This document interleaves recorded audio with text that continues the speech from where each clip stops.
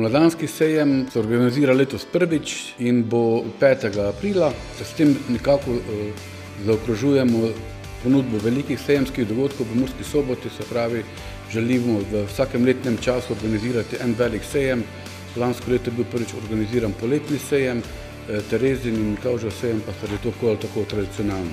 Sejemsko dogajanje je tradicionalno v središču mesta, se pravi, to je Slovenska ulica, Zvezdna ulica, Štefana Kovača ulica. Seveda je odvisno od števila razstavljavcev. Pričakujemo, da bo mogoče, ker je sedaj letos prvič organiziran ta sejem, da jih bo mogoče nekoliko manj. Povabili pa smo dejansko vse naše zveste sejmarje, ki ponujajo svoje izdelke na ostalih sejmih.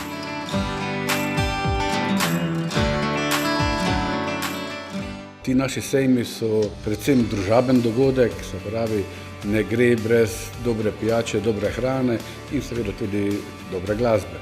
Tako da je za prijetno druženje in srečanje s prijatelji ter preživetje enega res prijetnega dneva poskrbljeno.